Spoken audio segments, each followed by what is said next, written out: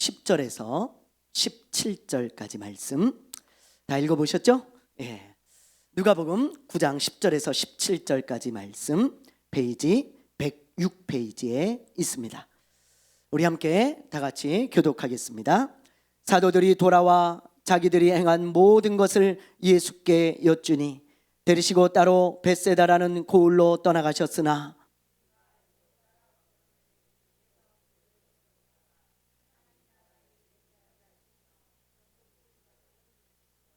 날이 저물어가매 12사도가 나와 여짜오되 무리를 보내어 두루 마을과 촌으로 가서 유하며 먹을 것을 얻게 하소서. 우리가 있는 여기는 빈 들이니이다.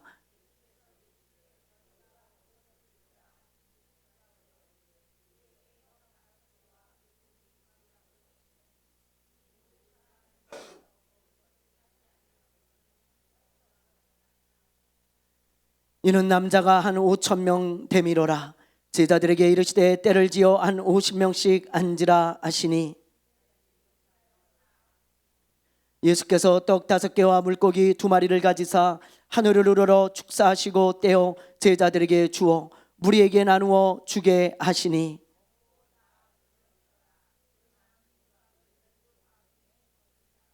아멘. 할렐루야. 할렐루야. 예. 어린아이들은 대부분 자기밖에 모릅니다. 부모의 마음이 어떻든 다른 사람의 생각이 어떻든 어린아이들은요 대부분 자기밖에 몰라요. 그런데 나이가 이제 조금 들면 부모의 마음을 조금씩 헤아리기 시작하죠. 또 부모의 마음을 조금씩 알게 되어지고 부모님을 조금 생각하게 되어지고 다른 사람도 생각하게 되어지는 거예요.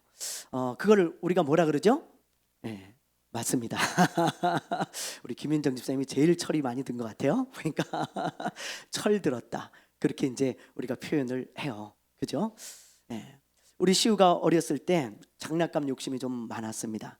만화에서 장난감 만화를 이렇게 보잖아요.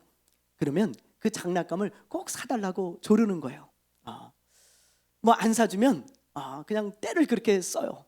진상짓을 좀 하고 그래서 뭐 달래지 못하고 달래도 안 되고 그래서 장난감을 많이 사줬어요. 그래서 그냥 집에 장난감이 많았습니다.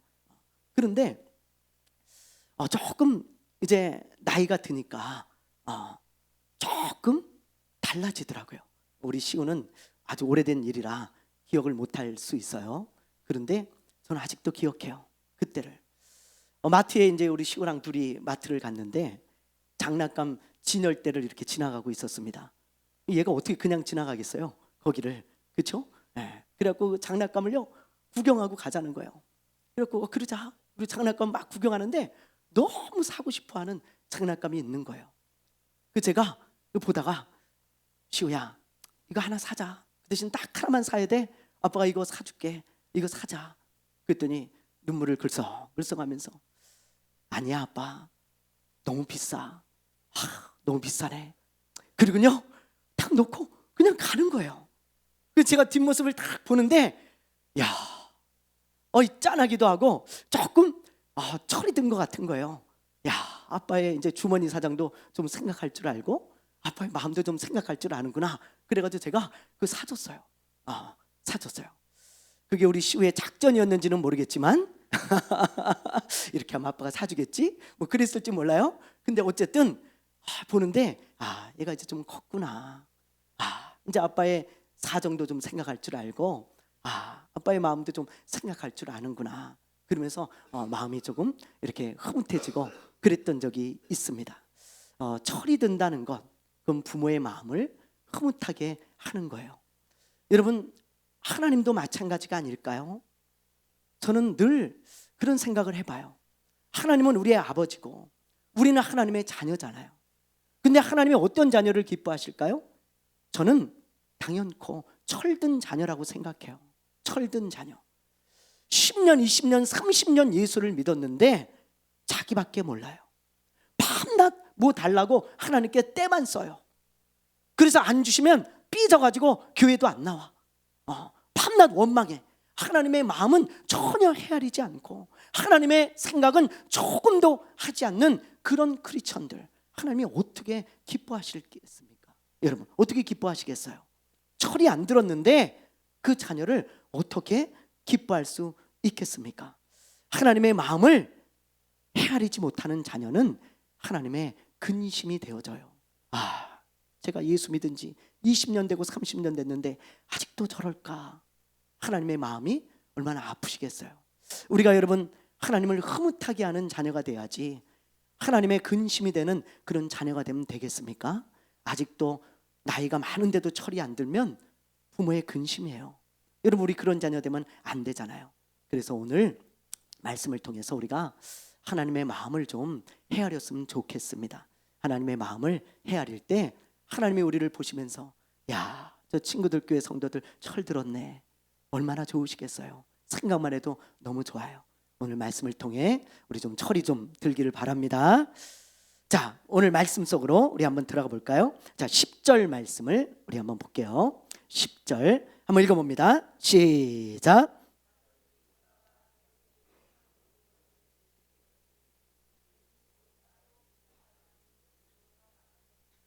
자, 여기 보면 예수님이 제자들을 데리고 지금 벳세다라는 곳으로 갔다고 기록되어 있습니다. 이 누가복음에 보면 그냥 갔다고 기록되어 있지만 마태복음에 보면요, 배를 타고 가셨다고 기록하고 있어요. 그러니까 예수님은 배를 타고 제자들과 함께 벳세다라는 곳으로 가신 거예요. 자, 지도를 한번 보여드릴게요. 자, 이제 여러분 좀 익숙하실 거예요. 자, 보세요. 이게 이제 갈릴리 호수인데요.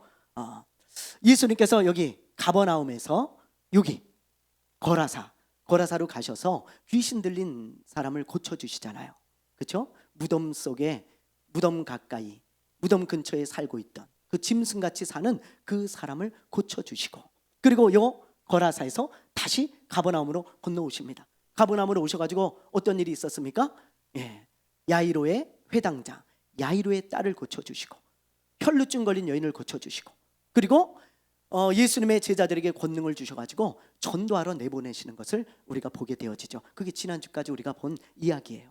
그리고 오늘은 어떤 이야기가 시작되냐면 여기 가버나움에서 여기 여러분 벳세다, 여기까지 배를 타고 이렇게 건너가시는 거예요. 지금 지도를 보면 아시겠지만 굉장히 가까워요. 한 5km 정도 됩니다. 5km면 여러분 걸어서 한 1시간, 아무리 늦게 걸어도 천천히 걸어도요 넉넉 잡고 1시간 반이면 가는 그런 가까운 거리입니다. 그래서 오늘 말씀 2절에 보면 예수님이 여기 벳세다로 가신다는 것을 듣고 가버나움에서 사람들이 걸어서 따라오는 거예요, 예수님을. 그래서 걸어서 예수님이 있는 이 벳세다까지 왔다고 지금 2절에도 기록되어 있습니다. 자, 예수님이 그 모습을 보고 무리가 막 예수님께 오거든요. 벳세다로 가는데 그걸 보고 불쌍히 여기사 병도 고쳐주시고, 그리고 하나님의 나라에 대해서 말씀도 전해주셨어요. 짧게 전한 것이 아니고 여기 보니까 이 말씀 속에 어떤 의미가 있냐면 오랜 시간 하나님의 말씀을 전했다라고 하는 의미의 단어로 쓰여져 있습니다. 그러니까 조금 시간이 지난 것 같아요. 많은 무리에게 병도 고치고 하나님의 말씀도 전하고, 그러다 보니까 해가 질 때가 된 거예요. 어둑어둑해집니다. 이제 조금 있으면 밤이 돼요. 그러자 제자들이 예수님께 이런 말을 해요. 예수님, 보세요. 이제 해가 지고 있습니다. 조금 더 있으면 어두워지니까 저 사람들 저 가까운 마을로 가서 뭔가 좀 먹게 좀 해야 되지 않겠습니까? 뭘 좀 사 먹게 하시죠. 거기에는 남자만 5,000명, 아이들과 여자들까지 하면 한 10,000명에서 15,000명 정도가 모여 있었어요. 근데 그 사람들이 예수님 주변에 둘러싸여 가지고 예수님의 말씀을 들었는데 이제 먹을 게 없는 거죠. 왜냐? 거기는 제자들이 지금 말한 대로 빈 들이었어요. 벳세다에 빈 들이 여러 곳이 있었는데 어딘지는 뭐 우리는 모르죠. 그러나 벳세다에 한 빈 들이었을 것입니다. 거기는 광야같이요 아무것도 없는 곳이에요. 풀만 있어요. 자, 사진을 한번 보여드릴게요. 보세요. 이게 지금 벳세다 지역, 그 지역에 있는 빈 들입니다. 보세요. 아무것도 없잖아요. 밑으로 내려가면 이제 뭐 마을이 있겠죠. 이 호수 주변에. 근데 이런 한적한 빈 들에는 아무것도 없잖아요. 여기 많은 사람들이 모여가지고 예수님의 말씀을 듣고 뭐 그랬으니까 먹을 게 어디 있어요? 다 풀인데 주변에. 그러니까 제자들이 그런 말을 한 거예요. 그런데 예수님은 그걸 알고 있어요. 모르는 게 아니에요. 근데 예수님이 놀라운 말씀을 하세요. 자, 뭐라 그러셨을까요? 13절 우리 한번 읽어볼게요. 13절 시작.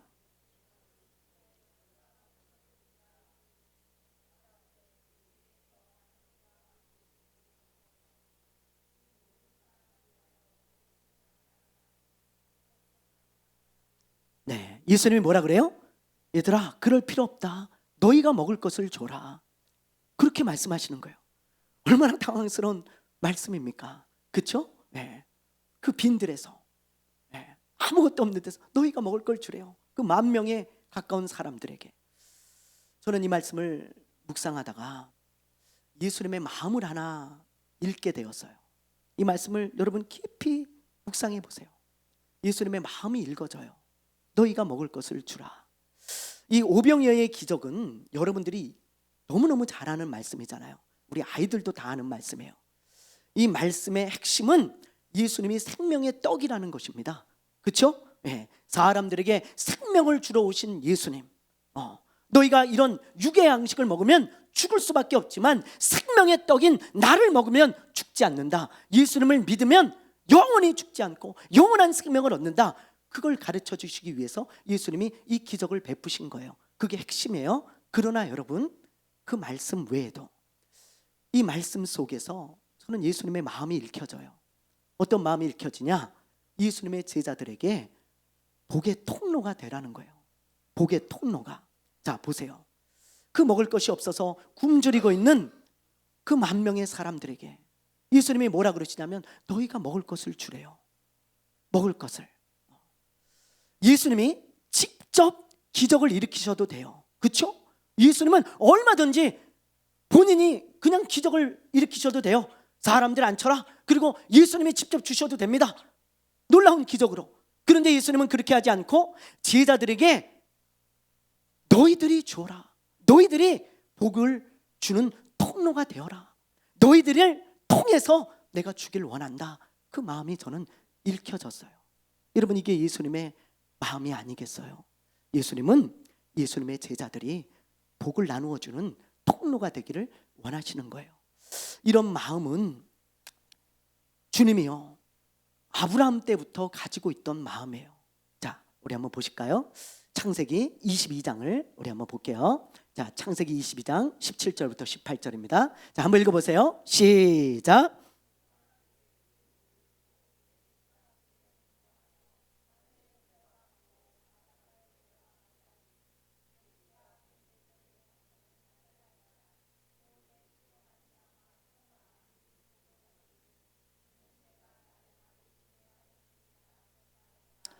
여러분, 이 말씀은 아브라함이 이삭을 하나님께 드렸을 때 하나님이 아브라함에게 주신 말씀이에요. 하나님이 아브라함을 복 주시고 복 주시겠다는 말씀입니다. 근데 여러분, 이 말씀을 잘 보면 아브라함에게만 복을 주셨어요? 아니에요. 아브라함에게 복을 주시면서 말씀하시기를 너뿐만이 아니라 내 씨가 뭐예요? 자손, 후손을 말하는 거예요. 너의 후손에게도 내가 복을 주는데 어떤 복을 주십니까? 천하 만민이 복을 받게 하겠다. 아브라함의 후손을 통해 모든 민족, 모든 사람들이 복을 받게 하겠다. 여기서 후손은 1차적인 의미로는 아브라함의 후손으로 오시는 예수 그리스도를 의미해요. 예수 그리스도를 통해서 모든 민족이 복을 받게 하겠다. 그 말씀인데, 그러나 넓은 의미로는 말 그대로 아브라함의 후손입니다. 아브라함의 후손. 아브라함의 후손을 통해서 세상을 복주겠다는 거예요.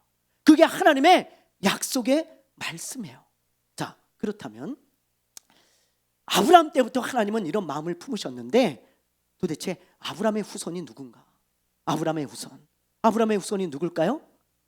네, 어떻게 그렇게 잘 아세요? 역시 우리 친구들 교회 성도들입니다. 네. 많은 사람들은 아브라함의 후손을 이스라엘 사람들인 줄만 압니다. 그게 아니에요. 보세요, 여러분. 갈라디아서 3장 7절이에요. 갈라디아서 3장 7절 읽어봅니다. 시작.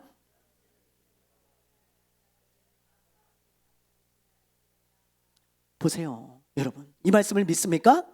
예. 믿음으로 말미암은 자는 아브라함의 자손이에요. 하나님이 딱 못 박아 주셨잖아요. 누가 아브라함의 자손이냐? 저 이스라엘 사람들은 육적인 아브라함의 자손이죠. 그들은 혈통적인 아브라함의 자손이에요. 그러나 여러분, 예수 믿는 우리 크리스천들, 예수 믿는 자들은 영적인 아브라함의 자손입니다. 아멘이요? 네, 아멘이죠? 네. 우리는 믿음으로 아브라함의 자손에 접붙여진 자들이에요. 접붙여진 자들. 그래서 우리는 영적인 이삭들입니다. 영적인 이삭. 그래서 하나님이 우리 믿는 자들에게 복을 주시고 우리를 통하여 복이 흘러가기를 간절히 원하세요. 그리고 그 약속의 말씀을 우리에게 주신 거예요. 나는 너희들이 복의 통로가 되길 원하고 그렇게 만들어 주겠다. 그게 우리 크리스천들에게 하시는 약속의 말씀이라는 것을 우리가 믿어야 할 것입니다. 할렐루야, 할렐루야, 할렐루야. 우리에게 이런 말씀을 주셨는데요, 많은 사람들은 이 말씀을 믿지 못해요. 에이, 목사님, 무슨 제가 복의 통로가 됩니까? 아유, 제가 어떻게 그런 사람이 됩니까? 그냥 저나 잘 먹고 잘 살면 그럼 됐죠. 다 이런 마음을 가지고 있고요, 이 말씀이 나에게 이루어진다는 믿음이 없어요. 이 말씀을 기대하는 믿음이 없습니다. 그냥 다 그건 다른 사람 이야기고, 그리고 나는 복의 통로가 될 수 없다고 생각해요. 제자들도 그렇게 생각하고 있었어요.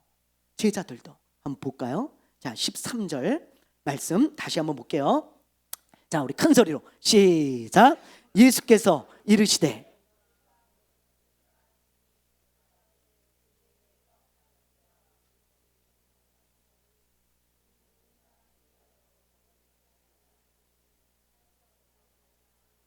보세요. 할 수 있대요, 없대요? 없대요.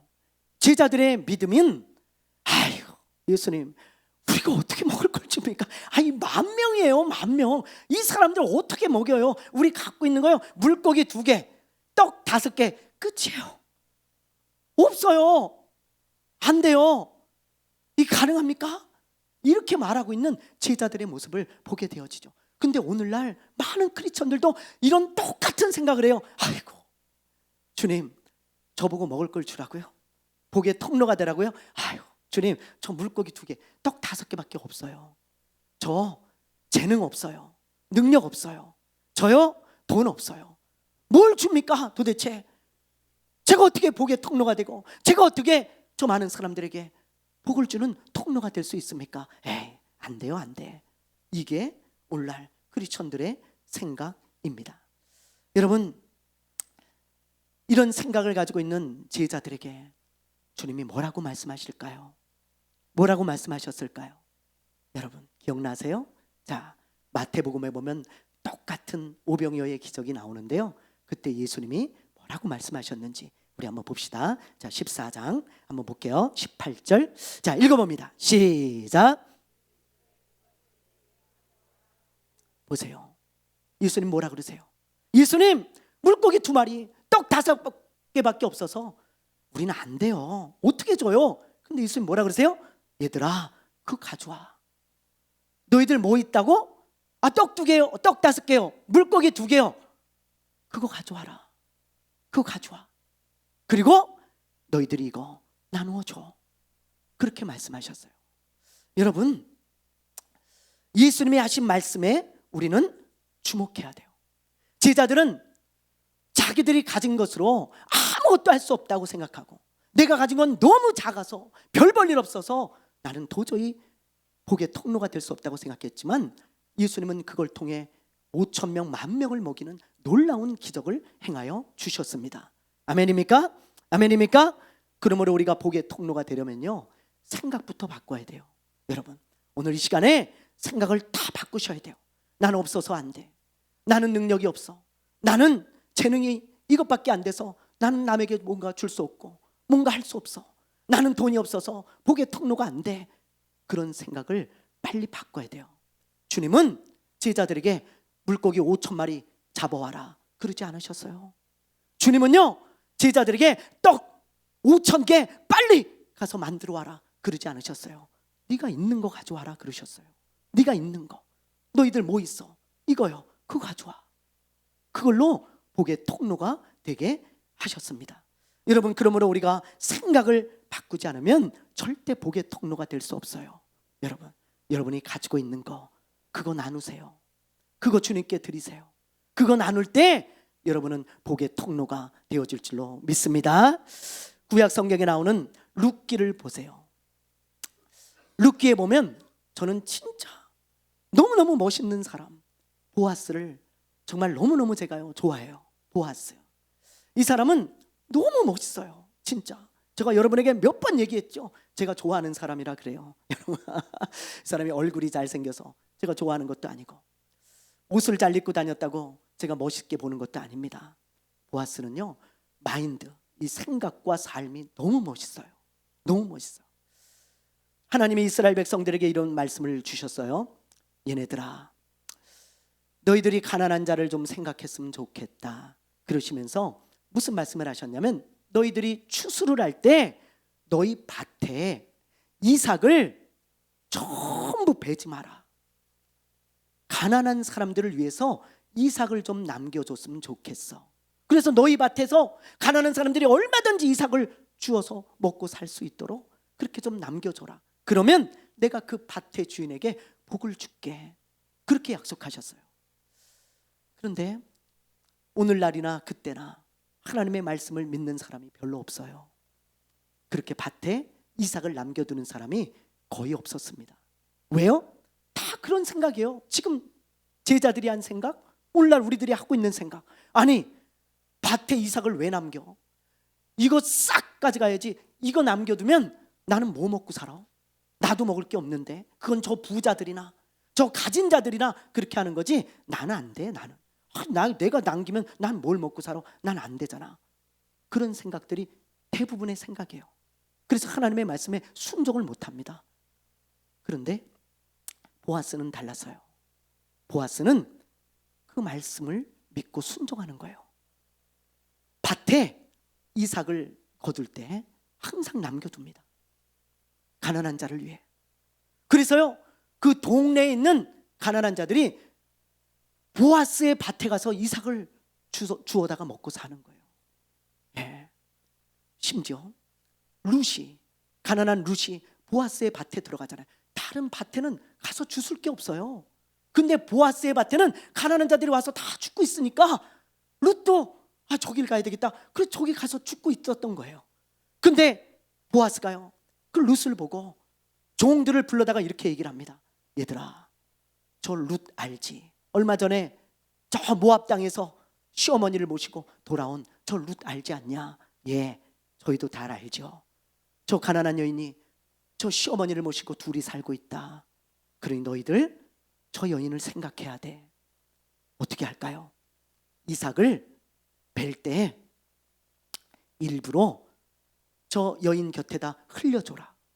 야, 저는 진짜 그 말씀을 읽을 때마다 머리가 서요. 야, 어떻게 이런 생각을 할까? 이삭을 일부러 흘려주고 와라. 흘려주고 주술 수 있도록. 그리고 절대로 눈치 주지 마. 아무리 많이 주서도. 그래야 먹고 살지 않겠냐? 야, 그런 말을 하는 거예요. 그 종들이 일부러 룻이 올 때는 이삭을 일부러 빼가지고 막 흘리면서 걷어가지고 가는 거예요.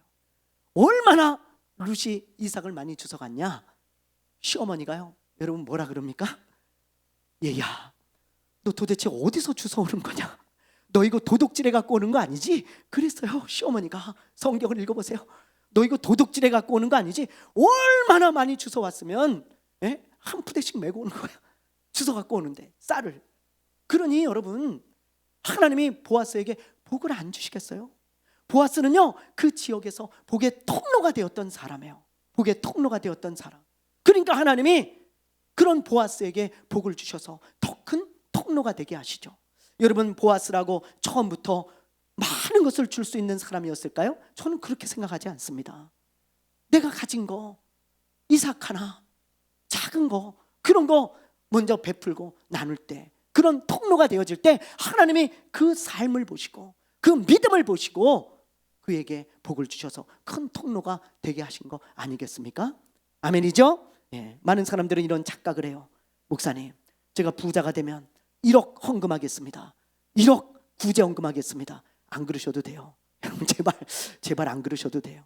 예, 그렇게 안 하셔도 돼요. 그런 사람은 평생 복의 통로가 못 돼요. 예수님은 만약에 물고기 5,000마리 가져와라, 그럼 부자밖에 복의 통로가 안 되잖아요. 그렇죠? 물고기 2마리 가져오라 그랬어요. 너가 있는 거, 여러분, 우리가 가진 거, 하나님이 우리에게 허락하신 거, 주신 거, 그 작은 재능, 그 작은 물질, 그 작은 우리의 위로, 그런 것들을 나눌 때 우리가 복의 통로가 되는 거 아니겠어요? 하나님의 방법은 언제나 큰 것이 아닙니다. 하나님의 방법은 작은 것부터예요. 작은 것부터.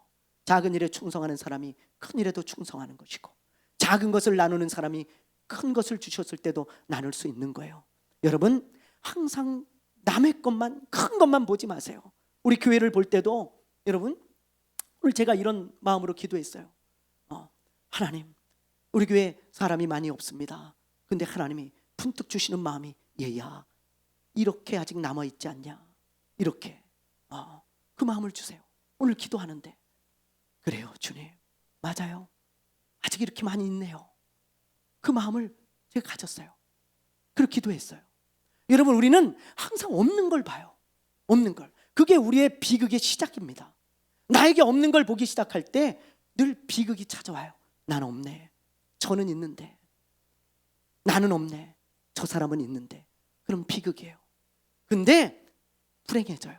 그런데 나에게 이게 있네, 행복해져요. 감사가 나와요. 여러분, 나에게 있는 걸 보세요. 나에게 줄 게 없다고요? 주님, 난 도저히 줄 게 없어서 복의 통로가 되지 못한다고요? 아니에요. 여러분도 많은 걸 가지고 있어요. 하나님이 많은 은혜를 베풀어 주셔서 많은 걸 주셨습니다. 그걸 나누시면 돼요. 그 통로가 되어질 때 우리도 복의 통로가 되어질 줄로 믿습니다. 어떤 목사님이 이런 이야기를 하시더라고요. 어느 사업하는 집사님이 목사님을 찾아온 거예요. 그리고 이런저런 이야기를 하시는데, 이 사업하는 집사님이 목사님께 그러더래요. 목사님, 요즘 경기가 너무 안 좋아서 사업하는 게 너무 힘듭니다. 제가 아무리 밤낮으로 열심히 일을 해도 직원들 월급 주고 나면 별로 남는 게 없습니다. 제가 가져갈 게 별로 없어요. 그래서 이 사업을 제가 그만해야 되나, 접어야 되나, 아니면 계속해야 되나 요즘 고민이 됩니다. 그런 이야기를 한 거예요. 그때 목사님이 아주 기가 막힌 말씀을 하셨어요. 뭐라 그러셨냐면, 그 사업 접지 마십시오. 아니, 왜요 목사님? 나 돈도 못 벌고 맨날 손해만 보는데요. 접지 마세요. 왜요? 집사님 때문에 여러 직원이 먹고 살잖아요. 여러 직원의 가족들이 집사님 한 분 때문에 먹고 살잖아요. 그 많은 사람들, 집사님이 문을 닫으면 먹고 살 길이 없습니다. 그러니 집사님이 힘들어도 복의 통로가 되십시오. 그 말을 딱 듣고요, 이 집사님이 감동을 받은 거예요. 그래서 그래, 나 하나 때문에 많은 사람들이 먹고 산다면 내가 어려워도 해야지. 그래서 지금까지 사업을 하고 있다는 거예요. 여러분, 우리는 이 목사님의 마인드를 배워야 됩니다. 나만 잘 먹고 잘 살고 내가 어렵고 힘들면 그냥 관두고 이런 게 아니고, 여러분, 나 하나로 인해서 많은 사람들이 복을 누리고 많은 사람들이 정말 복이 흘러가는 통로가 되어진다면 충분히 가치가 있는 일 아니겠어요? 여러분, 그렇지 않겠습니까? 우리가 이런 마인드를 가져야 돼요. 이 세상에는 5,000명분을 혼자 먹는 사람이 있어요. 5,000명분을 혼자 먹고 사는 사람. 그러나 이 세상에는 5,000명을 먹이는 사람도 있습니다. 여러분, 하나님이 어떤 사람을 기뻐하실까요? 5,000명분을 혼자 먹고 사는 그런 부자를 기뻐하실까요? 5,000명을 먹이며 사는 그런 사람을 기뻐하실까요? 하나님 누굴 기뻐하실까요? 교회도 마찬가지예요. 교회도 여러분 큰 예배당을 짓고 사람들의 입이 떡 벌어지도록 화려하게 꾸미는 교회보다 하나님은 복의 통로가 되어지는, 오병이어도 나눌 줄 아는 그런 교회를 더 기뻐하지 않을까요? 예배당은 허름해도 여러분 뭐 별 볼 일 없어도 그런 교회를 기뻐하지 않을까요? 저는 그런 교회를 훨씬 기뻐한다고 생각해요. 에스컬레이터가 깔려 있고 교회에 수영장이 있는 그런 교회보다 오병이어를 나눌 줄 아는 그런 교회를 하나님은 훨씬 보시며 흐뭇해 하신다고 저는 생각합니다. 얼마 전에, 몇 년 전이네요 벌써, 우리 교회에서 오병이어 저금통을 나누어 줬었죠. 여러분 기억나세요? 네. 그래서 거기다가 한 가정당 하나씩 저금통을 줘서 동전을 모아가지고 우리가 추수감사절 때 어려운 곳에, 하나님이 원하시는 곳에 우리가 흘려보내자 그랬었잖아요. 예, 요즘은 동전을 갖고 다니는 시대가 아닙니다. 그래서요, 동전을 모으는 게 다들 쉽지 않았다고 말씀하셨어요. 그런데도 헌금들을 다 하셔서 100만 원을 암투병하는 목사님 가정에 전달을 해줬어요. 몇 년 전에 우리 교회에서 모아서. 그 목사님과 사모님이 얼마나 감사해 하던지 아직도 그 모습이 선합니다. 너무 고맙다고, 감사하다고, 힘이 난다고. 그때 하나님이 얼마나 기뻐하셨는가 오늘 말씀을 준비하다가 생각이 났어요. 그래서 올해도 오병이어에 헌금을 좀 하려고 합니다.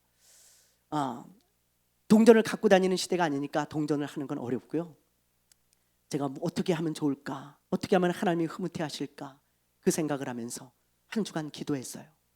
그때 하나님이 주시는 마음이 이런 마음을 주셨어요. 동전은 힘드니까 한 달에 한 번, 맨 마지막 주 주일날 오병이어 헌금을 하자. 그래서 이번에도 추수감사 주일까지 모아가지고 그 모은 돈을 우리가 복의 통로로 하나님이 원하시는 곳에 흘려보내보자. 여러분 추수감사 주일까지 해야 되니까 너무 무리하시면 안 돼요. 그래서 한 달에 10,000원 정도 하셨으면 좋겠어요. 한 사람이 한 10,000원 정도 하면 우리 여러분 11월 추수감사 주일까지 모이면 몇십만 원 모입니다. 작은 거 아니에요. 그 작은 오병이어를 우리가 하나님이 필요한 곳, 목사님 어디가 필요할까요? 저도 몰라요. 저도 그냥 하나님이 감동하셔서 선포하는 것뿐이에요.